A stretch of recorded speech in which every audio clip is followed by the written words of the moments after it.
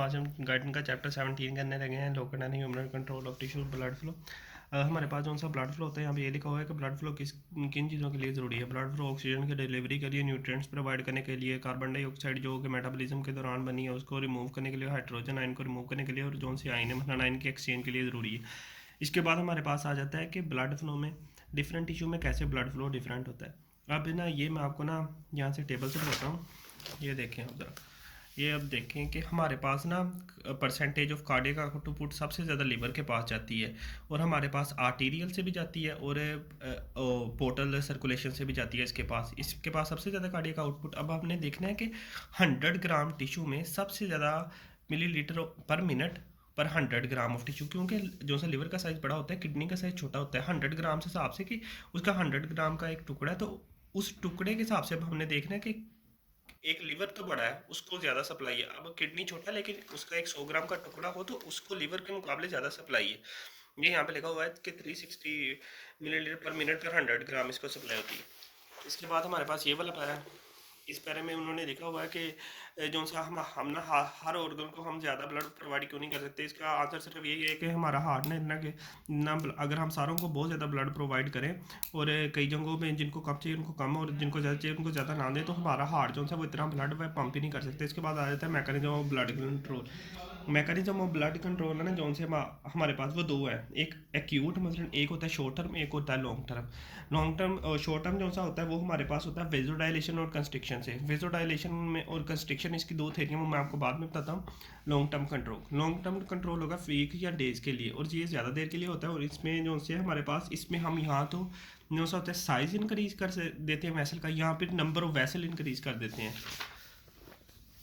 इसके बाद हमारे पास आ जाता है कि उसको एक्यूट के शॉर्ट टर्म कंट्रोल कैसे कंट्रोल, शॉर्ट टर्म ना फ्लो कैसे कंट्रोल होता है। ये दो थेरियाँ, एक है रिड्यूस ऑक्सीजन अवेबिलिटी। अब हमारे पास ना हम बंदा हाई एल्टीट्यूड पे चला गया या हाई माउंटेन पे चला गया, या नमूनिया में, तो ऑक्सीजन जो सा है वो कम सेल को मिलेगा, और ऑक्सीजन कम मिलेगा तो फिर ना उसका वहाँ पे ब्लड फ्लो बढ़ जाएगा। यहाँ पे यही है हमारे पास ना। सबसे पहले वेजोडाइलेटर, इसकी दो थेरी हैं, एक वेजोडाइलेटर एक ऑक्सीजन डिमांड थेरी।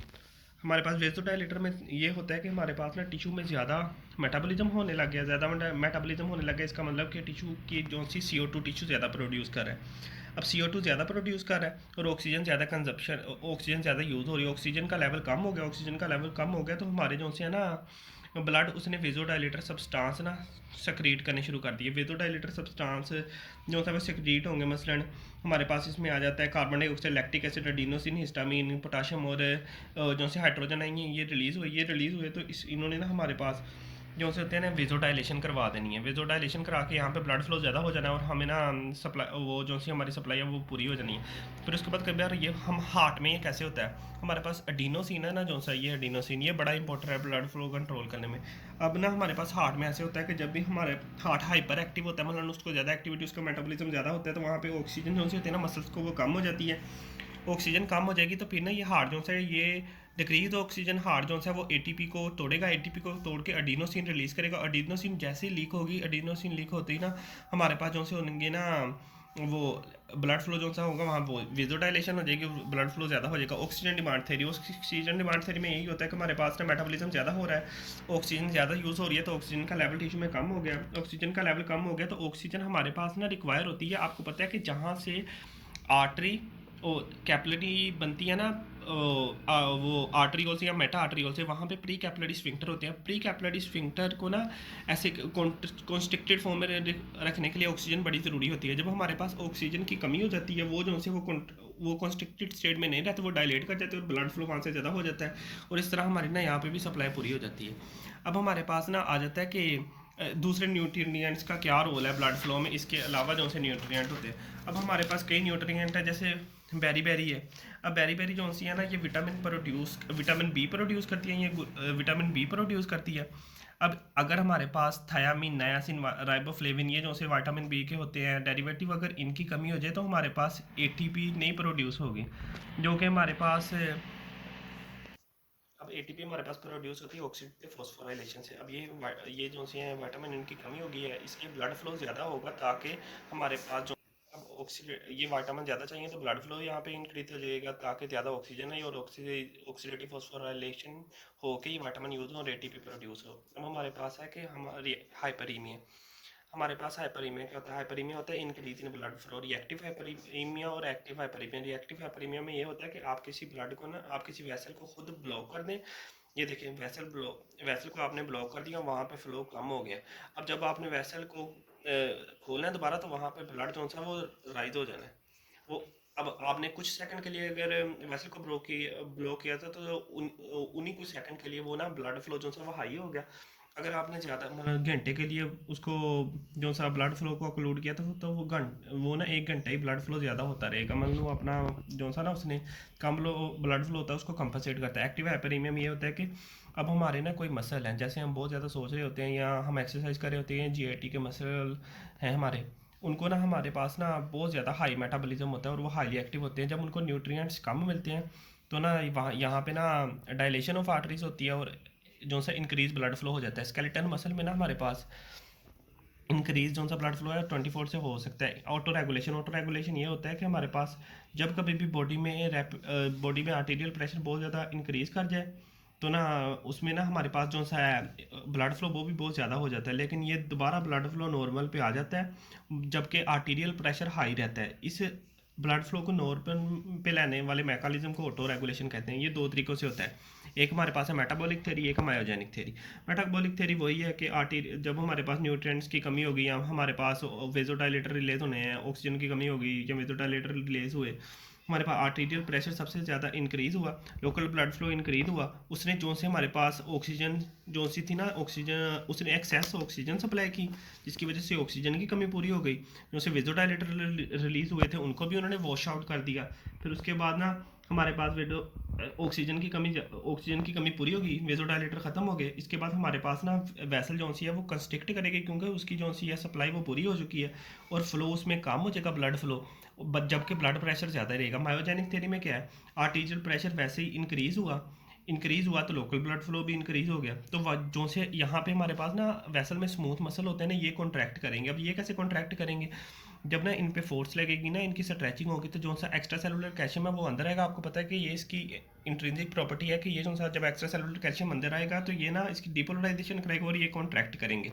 अब हमारे पास ना ये हो जाता है कि जो से मायोजेनिक है ना, ये हमारे पास इंडिपेंडेंट होती है ह्यूमरल और न्यूरल कंट्रोल के। एक्सरसाइज में भी हमारे पास ये थ्योरी बहुत ज़्यादा यूज़ होती है, लेकिन जब एक्सरसाइज में ये होता है कि जब हमारे मसल को बहुत ज़्यादा सप्लाई चाहिए हो ना तो आर्टीरियल प्रेशर बढ़ भी जाए तो हमारे पास ना जो सा ब्लड फ्लो वो बढ़ा ही रहता है और जो सा लोकल कंट्रोल होता है वो ना ओवर कम कर जाता है, मतलब वो ज़्यादा पावरफुल हो जाता है मायोजेनिक के। फिर हमारे पास है कि फ्लो कैसे कंट्रोल होता है कई ऑर्गन में। सबसे पहले हमारे पास किडनीज आ जाता है। किडनीज में हमारे पास ना ये ग्लोमेरुलर फीडबैक से कंट्रोल होते हैं। यहाँ पे हमारे पास रिसेप्टर होते हैं डिस्टल ट्यूब्यूल में। डिस्टल ट्यूब्यूल के आपको पता है राउंड अबाउट की होती हैं एफरेंट आर्टरीज। जब हमारे पास डिस्टल ट्यूब्यूल में ना ज़्यादा हमारे पास फ्लूइड आता है फिल्टर होके, ग्लोमेरुलर फिल्टर रेट ज़्यादा आता है तो जो सा ये ना ये हमारे पास आर्टरील को सिग्नल भेजता है और उसकी कंस्ट्रक्शन करवा देते हैं ताकि यहाँ पे फ्लूइड कम आए और हमारी जो सी ग्लोमेरुलर फिल्ट्रेशन है वो भी कम हो। इसके बाद हमारे पास ब्रेन है। ब्रेन में हमारे पास ना कंट्रोल होता है ऑक्सीजन की कंसंट्रेशन की वजह से या कार्बन डाइऑक्साइड या हाइड्रोजन इनकी कंसंट्रेशन की वजह से, जो आपने पहले भी पढ़ी हुई, जो आपने पढ़ी पल्मोनरी सर्कुलेशन पल्मोनरी रेस्पिरेशन में। फिर उसके बाद स्किन में हमारे पास ये होता है कि स्किन में ना हमारे पास वेसल्स होती हैं। ये हमारे पास ना जब बाहर का टेम्परेचर हमारे पास कम होता है ये वेसल डायलेट कर देती हैं और बाहर का टेम्परेचर कम हमारे पास वेसल ने कंस्ट्रिक्ट रहना है ताकि हीट ज़ाया ना हो, लेकिन बाहर का टेम्परेचर मतलब बाहर गर्मी है तो वेसल ने डायलेट कर जाना है ताकि हीट रिलीज हो जाए इधर से। फिर उसके नाइट्रिक ऑक्साइड है जो कि हमारे पास एक वेजोडाइलेटर है। ब्लड की स्ट्रेस है, मतलब ब्लड का फ्लो ज़्यादा हुआ है, स्ट्रेस है तो हमारे पास ऑक्सीजन आर्जिनिन मिले नाइट्रिक ऑक्साइड सिंथेज की मौजूदगी में और नाइट्रिक ऑक्साइड बन गया। नाइट्रिक ऑक्साइड ने आपको पता है कि सेल्स पे एक्ट किया सोलेबल ग्वानोलेट साइकिनेट जिसने साइक्लिक जीटीपी को साइक्लिक जीएमपी सेकंड मैसेंजर में और उसने रिलैक्सेशन करा दी और वो जो सी स्ट्रेस है वो ख़त्म होगी क्योंकि जो से हमारे पास जो सी वेसल है वो डायलेट हो गई है। इसके बाद हमारे पास आ जाता है कि इसके यूज़ कहाँ कहाँ पे होते हैं। हमारे पास सबसे पहले इसका अब हमारे पास कोई वेसल की ना एपिथेलियम डैमेज हो गई है क्यों जैसे एथेरोस्क्लेरोसिस हो गया, तो वहाँ पे जब हमारे पास ना ज़्यादा भी ब्लड फ्लो होगा ना, तो तभी हमारे पास ये रिलीज़ नहीं होंगी, क्योंकि सेल्स डैमेज है और हमारे पास हाइपरटेंशन हो जाएगी। फिर हमारे पास है, जब हमारे पास ये नाइट्रिक ऑक्साइड नहीं डिस्कवर्ड हुई थी, तो ग्लाइसरीन अमाइल नाइट्रेट हम यूज़ करते थे एंजाइना पेक्टोरस को, क्योंकि ये ब्लड फ्लो को ज़्यादा कर देते हैं। और ये भी जब बॉडी में ब्रेक होते हैं तो नाइट्रिक ऑक्साइड ही बनाते हैं। फिर उसके बाद हमारे पास आ जाता है नाइट्रिक ऑक्साइड। नाइट्रिक ऑक्साइड का एक और भी यूज़ है, स्लाइडनाफिल की फॉर्म में ना, ये हमारे पास साइक्लिक जीएमपी स्पेसिफिक फोस्फोडाइएस्टरेट 5 पीडीई 5 को ना ये इनहिबिट कर देती है। ये एक एंजाइम है जो साइक्लिक जीएमपी जो सेकंड मैसेंजर को इनहिबिट करता है। और जब ये इसको इनहिबिट नहीं करेगा तो ज़्यादा देर तक इसका इफेक्ट रहेगा और वेजोडाइलेशन कास रहेगी और ज़्यादा ब्लड फ्लो रहेगा। तो ये हमारे पास ना इसके इनहिबिटर हमारे पास यूज़ होते हैं इरेक्टाइल डिसफंक्शन मैंने पीनस के इरेक्शन के लिए यूज़ होते हैं, ताकि पीनस को ना ज़्यादा ब्लड फ्लो मिले। इसके बाद हमारे पास एंडोथीलियन आ जाता है। ये एक पावरफुल वेदो कंस्ट्रिक्टर है जो हमारे पास ना डैमेज एंडोथीलियम से रिलीज होता है। ये 27 अमाइनो एसिड पे होता है। फिर 27 अमाइनो एसिड होती हैं, ये वेदो कंस्ट्रिक्शन कराता है। जब हमारे पास ना कोई वेसल होती है, वो 5 ml का उसमें कट लग जाता है, मतलब छोटा सा कट होता है, तो ये वहाँ पे ब्लीडिंग को भी कम करवाता है। ये हमारे पास ना तब हम इसको ब्लॉक कर देते हैं जब हमारे पास ना हाइपरटेंशन के हम ड्रग यूज़ करते हैं ना, तो तब हम इसको ब्लॉक कर देते हैं। तो करना परेशान हो गए हम लोग 2.5 साल से, ये भी परेशान हो गए, हम भी परेशान हो गए, करो फिर हमारी